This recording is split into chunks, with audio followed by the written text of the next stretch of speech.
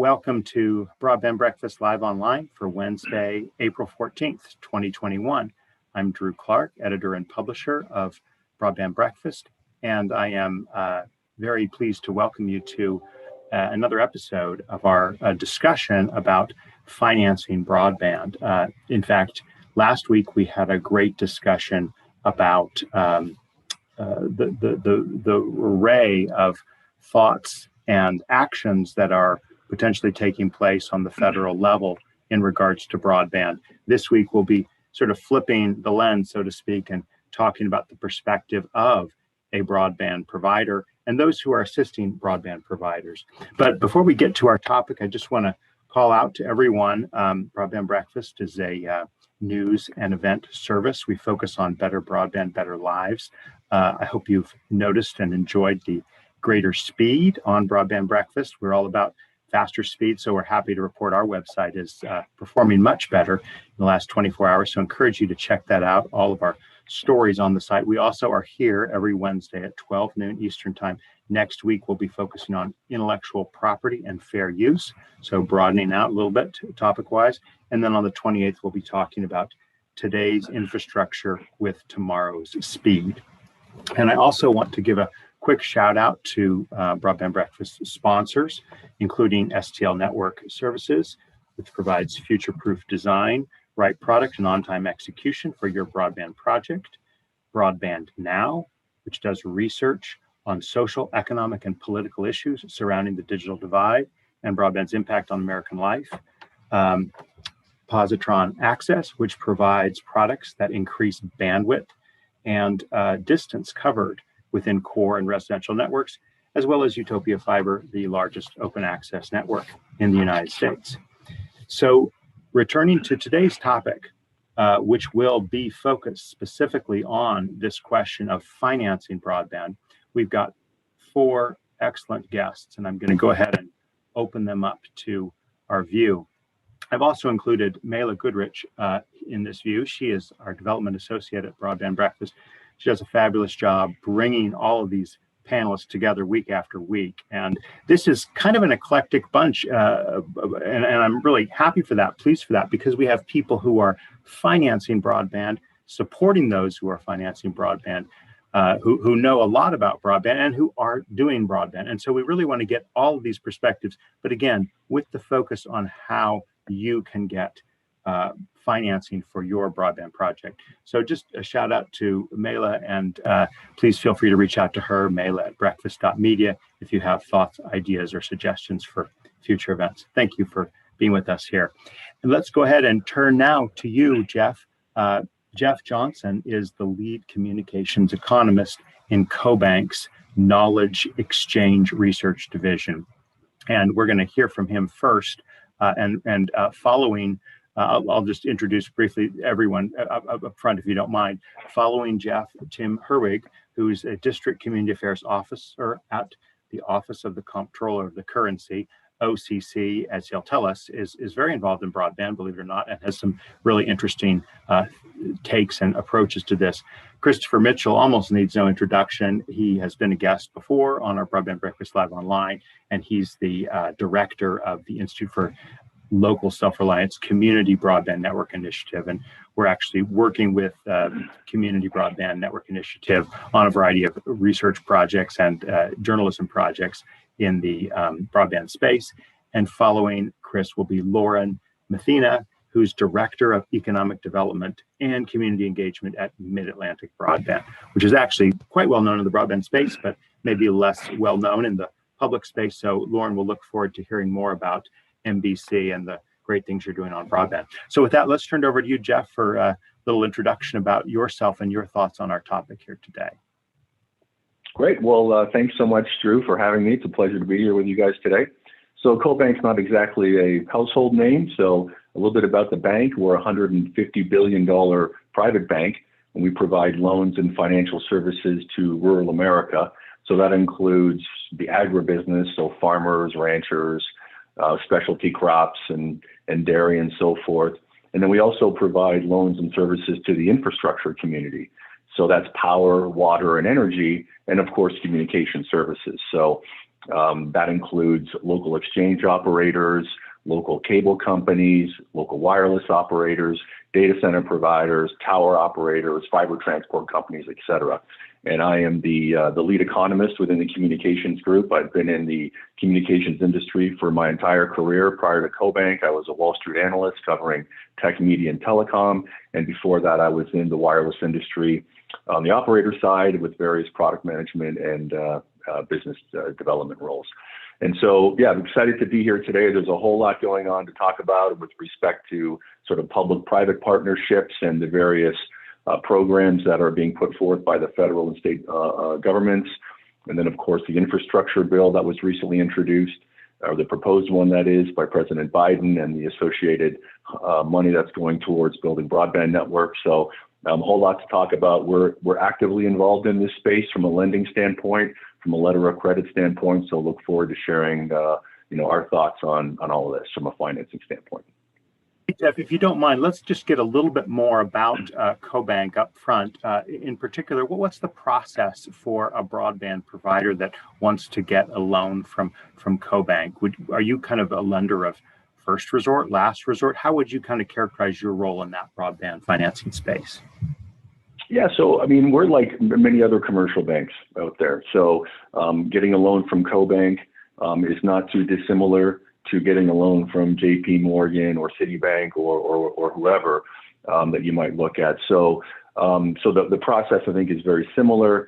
And then in terms of requirements, again, not too dissimilar from other commercial banks. We're going to be looking at primarily cash flow and ability to service debt as a primary evaluation of any loan that we're going to be giving out, as opposed to asset evaluation and so forth. And then we look at how leveraged customers are. So that's a relationship to an EBITDA multiple, which is an earnings multiple, and based on debt and so forth. So yeah, not too dissimilar. I think you'd find CoBank's rates and services very competitive relative to the other commercial banks. We've got long-standing relationships with many communication companies, and enjoy, in a lot of cases, fairly high market share. So I think we're pretty competitive and pretty flexible, and also very knowledgeable in the space. So we've been lending into the communication sector for decades now, and I think you'd find that the bank has a really good understanding of what is needed, the challenges, the various government programs, and so forth. Well, and last quick question up front, Jeff. I mean, are you saying you are kind of a purely private sector bank? Again, just because there is a lot of sort of public-private partnerships, we'll certainly be talking about those today. Is CoBank in any way kind of related to or connected to federal government, or a completely separate private entity? So we are a cooperative bank. So we're owned by our members. Which again, the majority of our business is going to skew more towards traditional agriculture. So just like any, ag cooperative or electric distributor cooperative where the members own the actual entity, we're not dissimilar to that at all. But we are a GIC, which is a pseudo sort of government agency. And the nice benefit of that is that our debt, so not to get too geeked out on finance, but when we go to the capital markets to issue bonds and so forth, the risk of us defaulting on our debt is very, very low. And as a result, we tend to get very competitive rates, or are able to offer very competitive rates to our customers. Excellent. No, thank you for bearing with us on those questions, which kind of help focus us on what's unique and different about CoBank. Let's turn now to Tim Herweg. Tim, again, is Office of Comptroller of Currency. Let's hear about how you all are involved in the broadband area. Yeah, well, I think everybody needs to try to say Office of the Comptroller of the Currency as fast as they can 3 times in a row. And if they do that, then they're ahead of the game. The OCC is one of the 3 federal bank regulatory agencies, and we supervise the 3 agencies, the FDIC and the Fed, and the OCC supervise regulated depositories. And Jeff, correct me if I'm wrong, the farm credit institutions, which CoBank is part of, are not depositories. And so banks have to pay interest on the deposits, though of course it's very low these days. And as a result, their terms are quite are in a way more attractive than they are with national banks. We lost you. We appear to have lost Tim. Hopefully he'll pop back up very soon. Hey, Drew, I think Tim would appreciate the old phrase, not all who wander are lost. So Tim being an English major, I am having a deep appreciation for eclectic things. There he is again. Go ahead, Tim. And please unmute though. There we go. Okay, all right. So among the regulations that we work with is the Community Reinvestment Act. And through that act, the regulatory agencies encourage banks to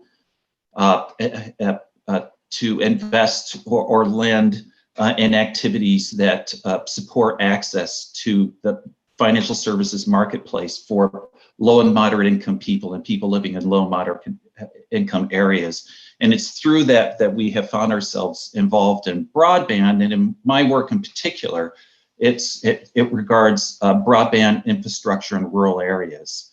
Communications infrastructure is essential to economic development, and affordable housing, access to medical services, provision of social services, small business development.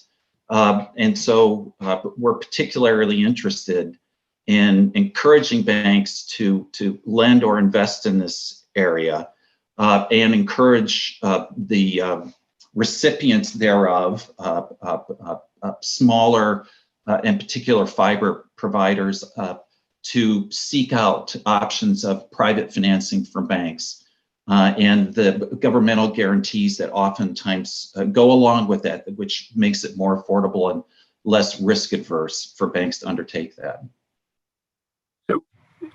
So would you, Tim, speak just a little bit more about the Community Reinvestment Act and or community reinvestment generally, and how that connects to broadband? Because you had flagged that, and we just love to hear kind of the latest on that discussion point.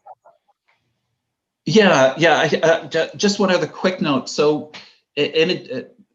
we do this work in two ways primarily. One, through publications, which are generated out of our office in Washington that are made available to banks and community development providers, which some of these broadband organizations are considered.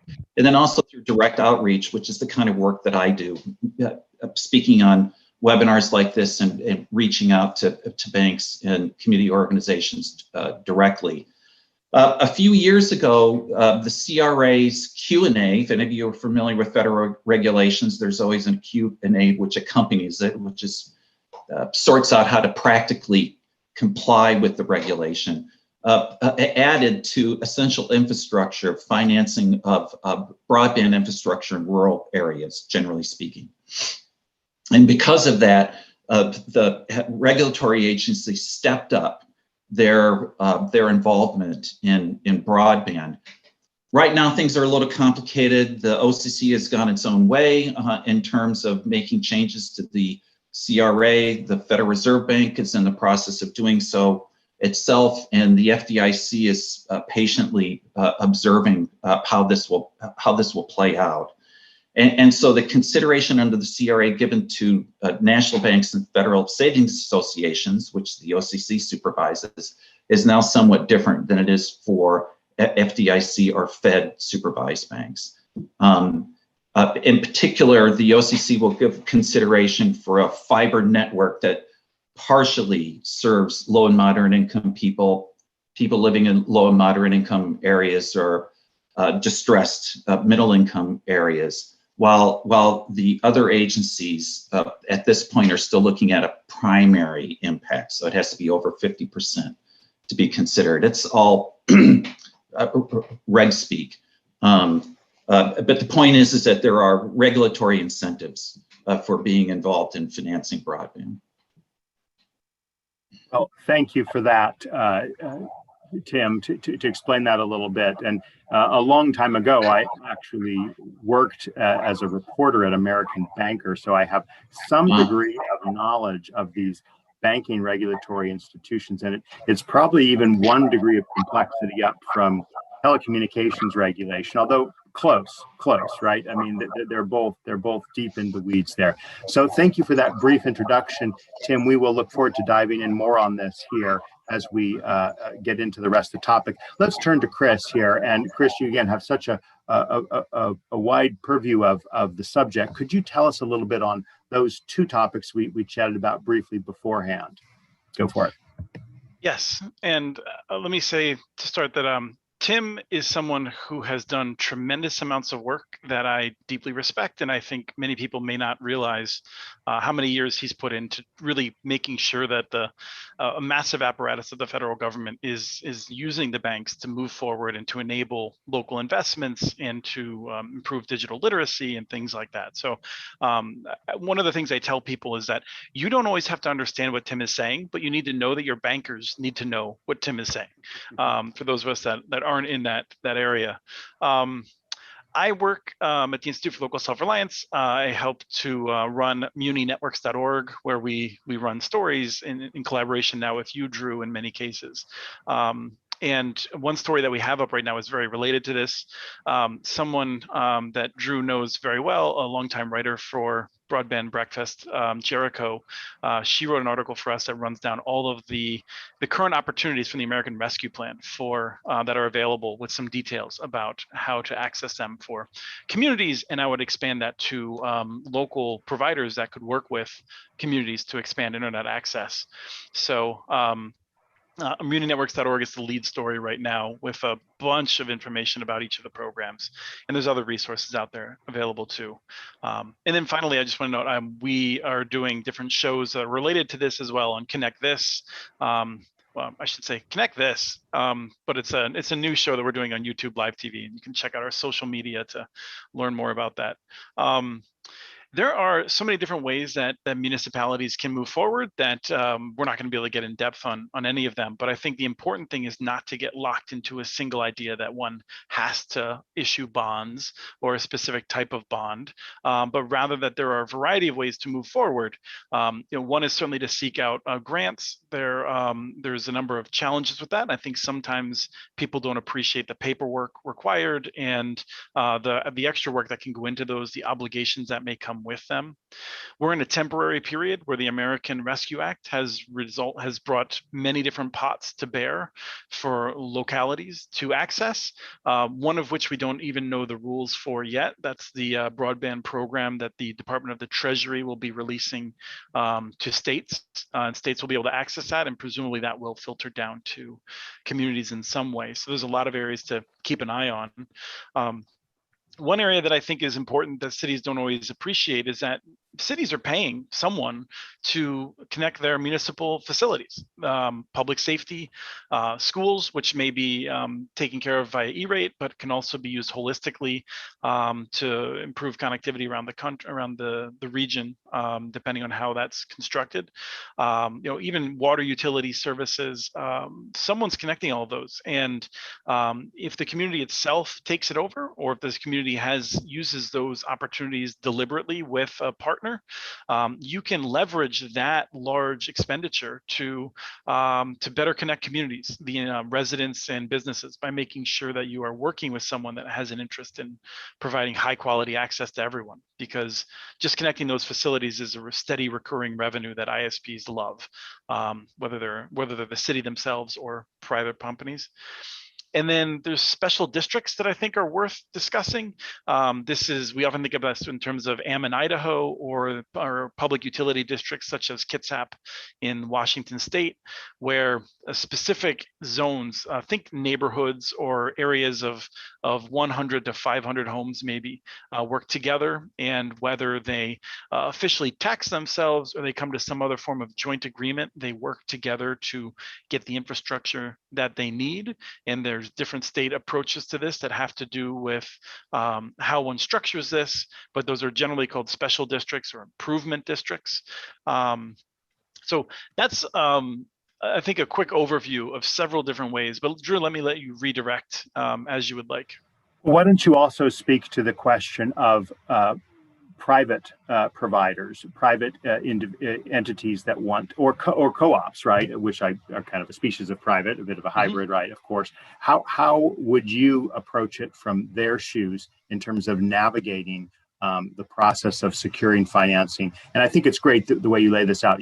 Grants or loans are not exclusive or only. There's many others, but just speak a little bit to that point there, Chris. Yes. And I'd say this is, we have better lessons from more rural areas where we see more of this, but anywhere it's about relationships, in developing human relationships, because you really want to strike a deal with someone that you can trust, who you think has your community's interests in mind. And I don't say that in the sense that all businesses can be represented one way or another. ISPs run the gamut from very large to very small, and at each level they have different levels of interest, of how much public obligation they feel to do things in sort of the public interest. Largely, human relationships are important and often are a precursor to striking any of these sorts of deals. So whichever side you're on, you want to develop those relationships. We just did an interview with CTC, a very impressive cooperative in Minnesota, telephone cooperative that has expanded with investments across a lot of greater Minnesota, offering very high quality services. And in some cases, they have struck a deal with localities in which those localities have themselves paid for and own fiber optic infrastructure leading right up to the homes. And they have a long-term agreement with CTC to operate that. That can really help for operators that have the capacity to do more work, but may be at their lending or borrowing limits. Because as Jeff, I'm sure, could tell us, at a certain point, they're worried about giving more money to entities that have certain amounts of revenue. You don't want to just pile more and more money on an entity, even if they're very well operated. You can get too leveraged. So at that point, where ISPs can work with a community that would take on the debt in order to build the network and then offer, whether it is an exclusive, whether that's permanently exclusive or a timed exclusive, that's one way. Another way I would just say is that a lot of localities, particularly now, they have access to more money, whether that is money from the direct investment of the American Rescue Plan into localities, or if that's pots of money the state is establishing. They may have access, and providers could propose partnerships that might be like the one I described with CTC, but might also be different. And we just spoke as well with a network called Clear Networks in Colorado. Both of these will be future episodes of the Community Broadband Bits podcast series. But they, in Clear Networks case, they worked out interesting deals with schools and localities, in which the schools and localities basically helped Clear Networks to build the network. The network is owned by Clear Networks, but they incur public obligations, such as offering free strands of fiber to the locality that can be used on an open access basis. But they get the money that's available in the short term to rapidly build out, connect students and teachers, to make sure that they are well connected, and they have certain deals they've struck to offer either a free service or a low cost service over a longer period of time. That's not something the schools and libraries knew was available. The partner, Clear Networks, came up with that idea and worked with them to refine it. So ISPs sometimes have to build those relationships and have creative ideas to make these things happen. Well, wonderful. Let's turn now to Lauren Methana. Tell us a little bit about MBC, who you are, what you're doing, and your thoughts on financing broadband infrastructure. Sure, thank you. Well, I work with Mid-Atlantic Broadband Communities Corporation. We are a pretty innovative business model. We're a 501c4 public utilities company. And I really echo what Chris said about relationships. When I think about the creation of MBC back in 2004, I think it was really all about leadership and relationship and good timing. And that has just been able to continue over the years for us. So MBC is a middle mile wholesale open access provider. We started with state funding from the Virginia Tobacco Commission, as well as funding from the US EDA and the NTIA. And from there, we were able to establish our initial network and then begin earning revenue. And so that's where the private dollars piece of our public-private funding comes from in order to grow that middle mile. We've gotten other grants over the years. Most recently in March of this year, we've received an $800,000 grant from the EDA through the CARES Act funding to continue expanding our middle mile. But for the most part, we are able to be self-sustainable. And so we work in partnership with the electric cooperatives, as well as many other ISPs and content providers to continue to grow out our network.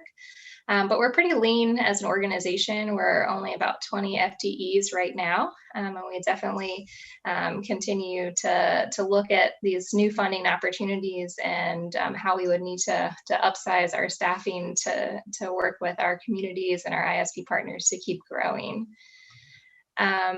We did with the NTIA investments, again, kind of echoing that Clear Networks example, we did connect about 130 schools early on in our network. And then, so that kind of gave us that initial routes that then we're able to build off of as we go. I also want to mention that in Virginia, which is where we are located, in 2018, Governor Northam kind of put out a call that within 10 years, we'd have universal broadband coverage. And so there's a lot of resources now that are being routed through a group called Commonwealth Connect. And so NBC is an active player in that. And so hopefully we're about going on 2.5 years into that 10-year plan. So hopefully we're on a good path.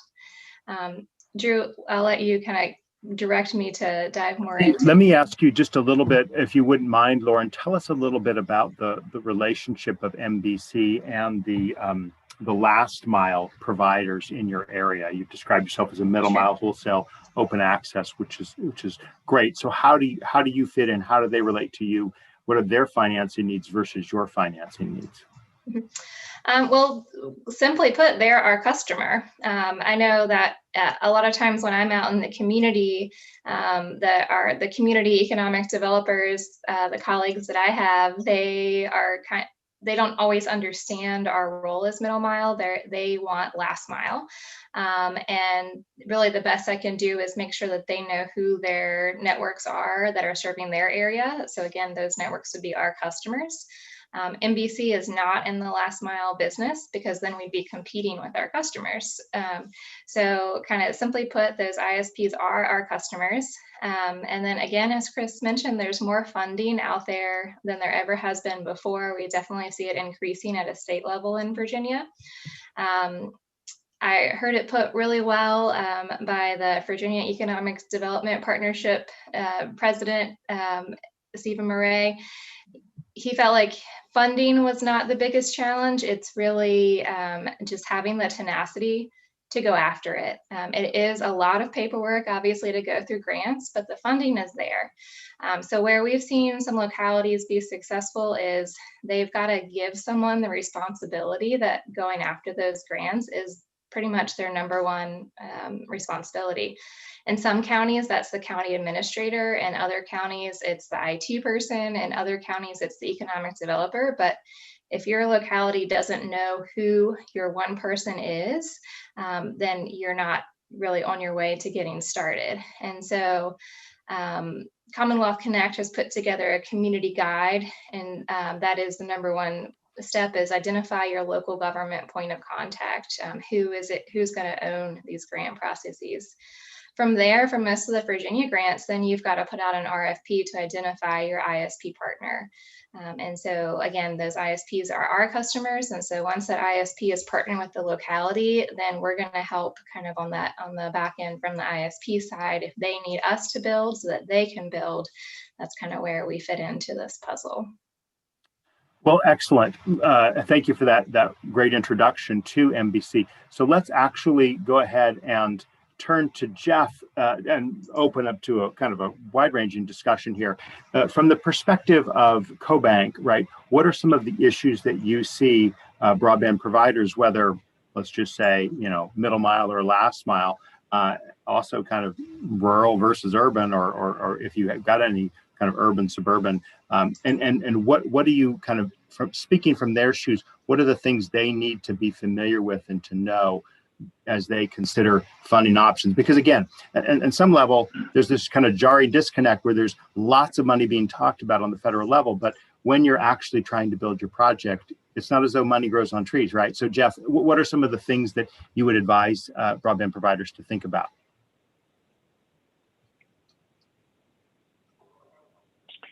Yeah, so the big challenge in a lot of these markets for rural operators is the economics of providing service in high cost areas just don't pencil out, right? So we hear that time and time again, and so as a result, clearly from a capital standpoint, taking advantage of the various federal and state programs is of paramount importance. But then on top of that, another big consideration is the ongoing OpEx of the network, because it's one thing to get support up front to build a network in a high cost area, but there's ongoing expenses to managing the network, and in a lot of cases, the population of some of these markets just you just can't cash flow the business on an ongoing basis, I guess, to get right down to it, without additional support. So it's important to factor that in as well. I would also say that with regards to some of these reverse auction programs that we've seen most recently, Artoff, I think they're great programs, first of all, but I also think that operators going into these auctions, these reverse auctions, don't overextend themselves. So be realistic in terms of what you think you can do operationally and financially. So for example, don't bid on markets and take on or make commitments to the FCC that in reality it's going to be really challenging for you to execute from an operations or a financial standpoint, because you're going to run into issues after the initial auction as it relates to getting letters of credit, which is something that's required. And if you've just overextended yourself, if you've made commitments in the bidding process that you just can't back up financially, you're going to start to run into a lot of issues from banks to get letter of credit. And then also, I think the FCC is starting to take a much closer look at some of these longer form applications. So the short form is the initial application that goes into these reverse auctions, but then the longer form really gets down into the technical and financial analysis of how you're going to, build coverage where you said you wanted to build coverage. And there's been a lot of public outcry recently, as I'm sure a lot of folks are aware of, with respect to Artoff and some of the winners that something didn't really smell right. And so I think the FCC is really going to scrutinize these long form applications, and if they sense that you're making commitments that you just can't meet, then you may not ultimately get the funding as well. So those are some of the more recent and some of the things that keep popping up when we talk to operators and the challenges they face. We've had a number of sessions talking about the Artoff, the Rural Digital Opportunity Fund, and we may dive into that in just a few minutes. But I know Tim wants to speak and Chris wants to speak, so let's get your points. In particular, Tim, could you talk about some examples of bank financing of rural broadband? Yeah, the real story is what banks are doing from my vantage point, and I think much of the discussion around broadband finance involves federal, state, or local grant funding, government funding, and I don't think I think we don't talk enough about private sources, like CoBank or like the kinds of banks that the regulators supervise. So bank financing tends to fall into two buckets: the equity and debt. We see equity financing in particular with financing broadband fiber networks that meet the definition of community development under the CRA, and this we often see through new markets tax credits. Banks will purchase tax credits. The equity created by that will then be used by a provider to finance either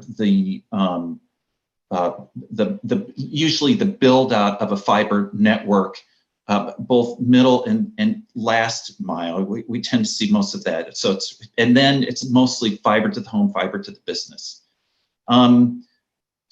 these are the larger banks, the kinds of banks that the OCC supervises, as Jeff mentioned, Bank of America, Chase, Wells, US Bank here in the Midwest.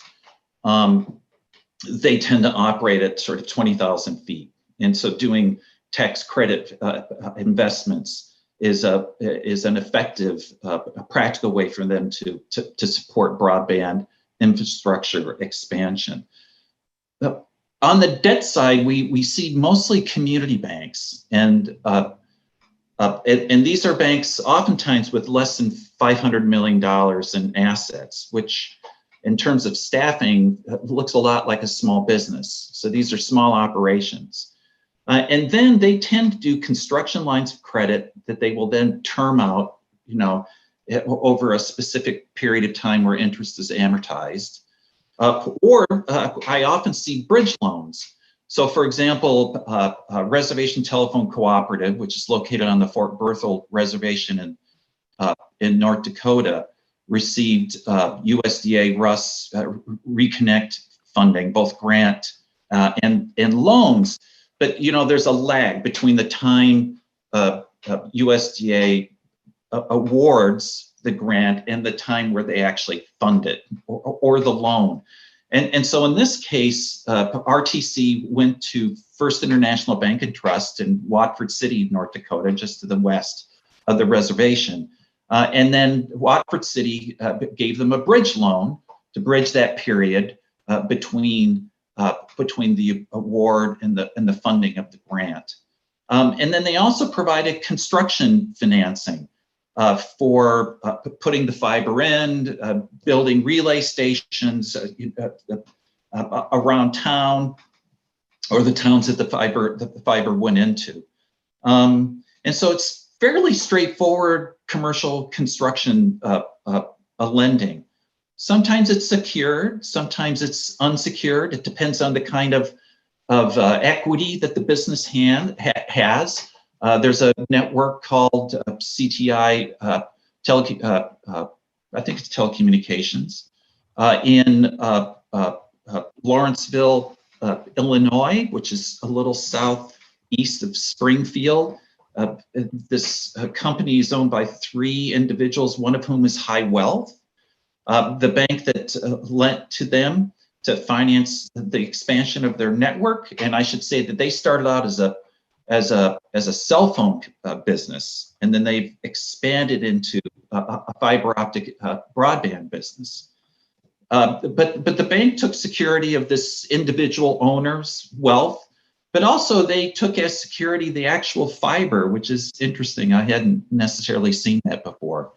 They felt that that was a tangible asset that could be sold if things went bad with the loan. Also, what's interesting there is that because they were small community banks, 5 banks came together to finance this project because they ran up against their loan limits in terms of the multi-million-dollar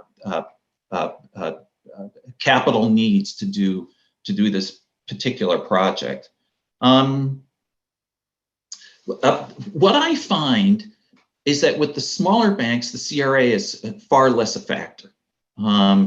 They don't have community development obligations under the regulation. It's community development that we're really talking about. It's that portion of the CRA. So you scratch your head and you're wondering, well, why banks are doing this? And I think in many cases, they do it because they're lending to a going concern. It's going to be a performing asset, et cetera, et cetera. But a lot of these banks are locally owned. The bank president, the members of the board sit in the pew at church next to customers. Their kids go to the same schools together. They eat in the same restaurants. They go jogging down the same streets, right? And so they have a deep sense of corporate community responsibility. And so they see broadband as a gateway to the financial security and future of the communities where they serve. And I think that plays a pretty major role in their decisions to finance these projects. Important thoughts. Chris, why don't you chime in on some of the questions we've been chatting about here? Yes, where Tim was leaving off there with why the local banks get involved, just reminded of the quote attributed to Benjamin Franklin at the beginning of the Revolution. If we don't hang together, surely we will hang separately. And I think the local banks recognize that if they don't get involved in this, their economies are really going to struggle, and they really need to be more bold. They may even want to be, because they play that important role. You gave me permission in the chat to ask Jeff a question, and I'd like to raise a hypothetical situation that Jeff, let's posit an area that's somewhat rural, has a significant amount of unserved people, and people that are served with some modest broadband access that we would suggest they don't really like. These people want to form a new broadband cooperative. It has no operational history, and to me that seems like something that you look at that with some real danger and questions. How much does that change if they can bring in a partner that does have a real history? And so the co-op would be looking to borrow money to build and own infrastructure, but it would have a partner that has a history of delivering and in these situations. So can you just tell us through the different factors that need to be considered in a scenario along those lines?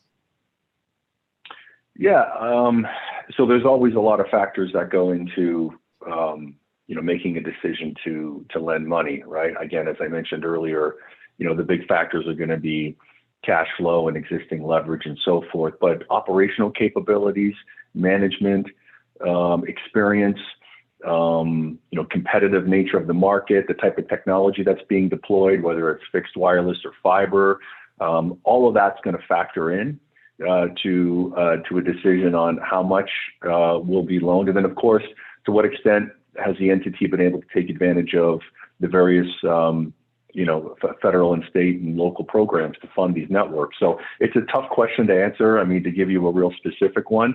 But look, CoBank is, as I mentioned earlier, we're a cooperative bank. We are exclusively focused on rural. We're passionate about rural. We're passionate about the digital divide and bridging that. So, we're gonna do everything we can within our lending, restrictions to fund the projects to close the digital divide, I guess is the easiest way. But there's just a lot of variables that go into, the ultimate decision to make a loan. So I hope that helps. Yes, and that's just a very quick follow-up. Does it make a difference if it is a cooperative structure versus another structure that would propose this? Are you more predisposed to try to work with cooperatives, or how's that filter? Yeah, I don't think we have any sort of prejudice or lean one way or the other. Because we work with cooperatives and we work with publicly traded companies. Quite honestly, believe it or not, they still, they can still borrow from us. So no, we don't. I mean, we're going to be looking at it. We're going to be objective about it, really, from a financial perspective, largely, regardless of whether it's a cooperative or not, generally speaking. Tim asks about municipal banks. Sorry, you want to clarify or elaborate on that, Tim? I'm not sure what they mean by municipal banks, actually. I mean, I think some municipalities through an economic development office may administer EDA or USDA small business revolving loan funds. And so in a sense, they're lending to small businesses, but I'm not quite sure what they mean. They may simply be referring to smaller. I'm waiting for that person to write another message. But sorry. I thought you were talking about the conversation we just had here. So, I'm sorry. I thought you were there was a question on the chat. No, and there's a lot. We're getting a lot of questions for those who are not on Zoom. This is advantage to being on Zoom. You see all the questions that are happening now. Could you ask that question again, and I'll try to answer it? All right. So the question Bruce Wolf asked is, what can be the role of municipal banks? He's really speaking about San Francisco, saying they need it here, and he's adding here that city-owned bank, okay, like a municipal bank. And I'm not familiar with this space, so Tim and Jeff and Chris, Lauren. Well, the public bank, as it were, which I'm most familiar with, is the Bank of North Dakota. In the late 19th, early 20th centuries, during that period of time when populist politics was very much part of the American political discussion. Many states organized state banks. Most of them are gone, and North Dakota is one of the very few left, if not the only left. And they function as an economic development bank. So, for example, if a private bank in the state of North Dakota makes a loan which has an economic development impact as defined by the Bank of North Dakota, the Bank of North Dakota will purchase a portion of that loan, which then frees up capital for the smaller private bank to continue to make economic development loans. I'm not acquainted with the bank in San Francisco, though I suspect they may have the same purpose since it's a public entity. They must have an obligation to ensure that whatever lending they do has a public purpose, or you might say a public welfare purpose. Apparently, it's a proposal here, and I'm not familiar with it. Look forward to hearing more about it. Let's hear from Lauren and tell us a little bit about MBC's financing over time. Where did you go for funding? What was sort of the process that you went to and still go through for lending needs, and your perspective on what Jeff, Tim, and Chris have been saying here?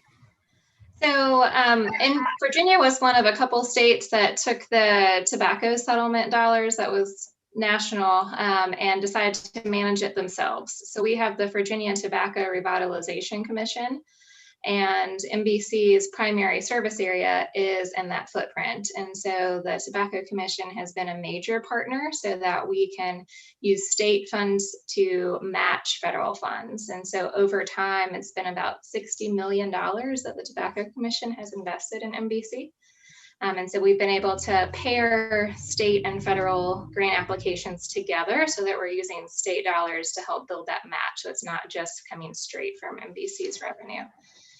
So we've, again, started with funds from the EDA. We've had multiple rounds of funding with the NTIA, again, using that Tobacco Commission funding as match. Most recently with our EDA CARES Act grant that we received in March of this year, we're using state funds through Go Virginia, which is a different economic development group. And Go Virginia they are able to fund middle mile projects, but not last mile projects. And so MBC was able to tap into that Go Virginia dollars. Again, we paired it. So it means double the grant applications, and they have to be synced, and the partners have to all understand that one is dependent on the other. So within this most recent EDA application, the total project is $1 million. 800,000 is from the EDA, 100,000 is from Go Virginia, and the other remaining 100,000 is from MBC. We've also worked with regional banks over time. For example, there's a regional bank that serves Virginia and North Carolina called American National. And so they helped to fund one of our Infinera build outs a few years ago. Well, no, thank you. And so again, we're getting a lot of ideas on the table, and I'd love to just kind of maybe drive and consolidate and summarize a little bit. So Jeff talked about debt and equity, and if I may, your description of equity and debt was confusing to me in the sense that when you say a bank taking equity, I mean, that's not what I think of banks. I think of venture capitalists, right, taking equity. But are you actually, I just want to clarify, are you saying the banks or CoBank or other banks will take an equity portion of a broadband project, or are you talking principally debt financing? And then let me just build on that, the second question, which is others have made comments here. Bruce Wolf, again, talked about revenue generating bonds, new market tax credits, which has been touched upon. So let's just kind of disentangle this just a little bit here. And we'll start with you, Jeff, and maybe Tim reacting to this. Right. So I don't, if I made the comment about banks taking equity, I misspoke. I don't think I said that, but because, yeah, you're right. We don't take equity positions in the companies that we finance. But I will say something along financing, and this might be a little bit on the periphery for most, but I think it's worth mentioning because we're just seeing a lot of activity here. So there's so infrastructure funds from Europe and private equity sponsors and private equity companies here in the U.S. A lot of these infrastructure-focused funds they just have an insatiable demand for broadband assets right now. And what we started to see with the larger funds coming into the country from Europe was they were gobbling up a lot of the sort of fiber transport companies, because at the time, several years ago, valuations were fairly low. And again, they see this as a long-term attractive asset. So a lot of consolidation, as I'm sure you folks are aware, has been happening in the industry. And in addition to strategic investors, these infrastructure funds have been a big part of it. But now, as we sit here today, a lot of those assets are now off the market. So what we're starting to see are, smaller private equity funds move, sort of down market a little bit, and they're really starting to focus on some of the, smaller regional operators. And there's various strategies here, and this is definitely an equity kind of a play here. There's different roll-up strategies and so forth. But I think, if you're looking for additional sources of financing, and you're not necessarily looking at completely selling out, it might be incumbent upon you to pursue some of these different private equity sponsors and so forth to see if there's, an opportunity there. Again, not for everybody, for sure. And again, it might be more in the periphery, but, since we mentioned equity, I thought it was important to rope those folks in, because there's quite a bit of activity. Most of it's on just a complete buyout, but additional capital infusion to expand footprints or enter new markets is also a potential play too. Well, and before Tim, you jump in, I just want to say I did just share a link in the chat about a story about Sci-Fi Networks, an open access network that has rolled out in some U.S. cities, Fullerton, California being one. And there is an equity component, if you will, to the ownership of the asset that is described in that article. So I appreciate you kind of broadening our vision to this point. Let's hear, Tim, your thoughts on this question here. So when I'm talking about equity, it's what Jeff was talking. In a way, it's usually understood as taking an ownership stake in a business in which you've invested.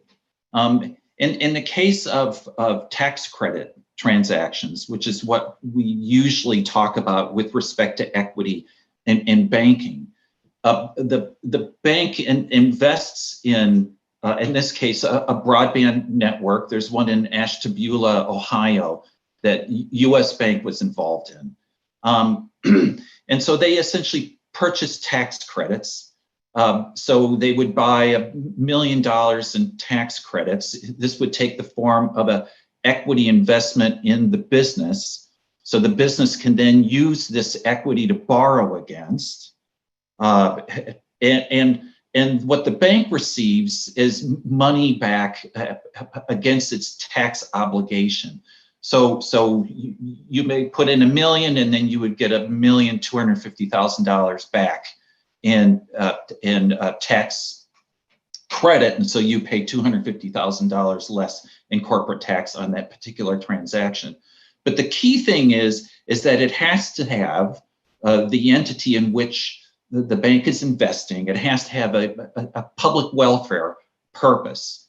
The broadband network has to be serving, to speak very generally, essentially economically distressed areas that are generally populated by people of modest means, and where there are limited economic job opportunities. And so it's seen as a catalyst to support the economic development of the particular area without being too redundant.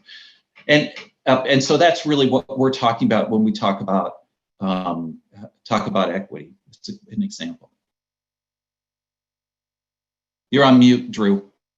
I followed the same trap there. There was a question a little bit earlier on for Lauren about the expansion of broadband funding in Virginia resulting in a significant how's the expansion of funding resulted in an expansion of access, and what's the lag time between funding and the build out that results in good connections for previously unserved communities? Would you like to address that, Lauren? I would say it probably varies somewhat by project, but it is, it's certainly not an overnight solution. the flip side of that is if you don't start on the grant applications now, you're even further away from seeing those grants be implemented. So I would say, it takes time, probably anywhere between 6 months and 12 months just to have your plan together, have your ISV partner to be able to submit a strong application. And then you have a year or so to actually implement that. And part of it is doing additional design and engineering. So, it could be, a year to 2 years before, from the time that funding is released to when users are actually getting that benefit. So it is definitely a process. Okay. And a question that occurred to me earlier, and it's been repeated by someone privately to me, about Artoff winners and the Artoff process, right? And obviously you discussed the short form and the long form and some of the criticisms of the winners and how there's likely to be a lot of scrutiny on the long form applications that have been submitted in January. But one specific question is trouble in getting letters of credit for Artoff winners. This questioner adds that because there's a lot of private equity interest in Artoff winners, could private equity help some of these potentially questionable Artoff winners overcome the CapEx and OpEx challenges? Would you care to comment on that, Jeff? And I believe Chris wants to comment on that too.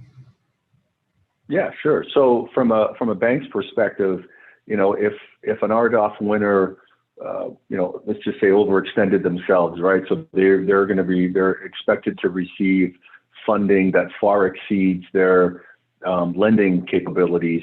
Obviously, getting a letter of credit in that scenario could be an issue. But if there was a private investor that came along and was able to invest additional capital, into the company to help shore up some of those leverage or cash flow concerns from a bank standpoint, that certainly helps. That certainly helps. You're still you could still potentially run into issues with the FCC from an execution standpoint. The devil's in the details with a lot of this stuff, but certainly from a lending standpoint, if there's additional capital being provided to the entity that's looking for the letter of credit, that certainly helps. Absolutely. But again, there's a lot of variables that go into these things. So devil's in the detail, but it absolutely can help.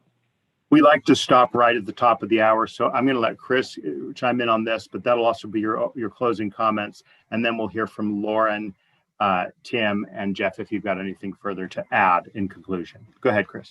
Yeah, I just want to say the discussion about private equity, I think it's important that we note that when Tim talks about the rise of the progressive era in the state banks, it was a reaction to the sense that a few people on the East Coast basically owned everything, and in particular, the important things that allowed our economy to flourish.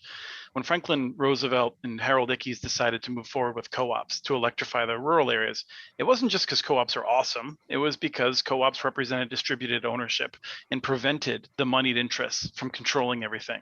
And we have to be very careful as we're looking about how we're financing this broadband, the most important utility moving forward, that it is not falling into the hands of the same small group of people on the East Coast, to generalize, that would be making all these important decisions about when to upgrade, how much to charge, and things like that. So I would just say that we need to think about the values of where the money is coming from and be very careful about how we're structuring these things.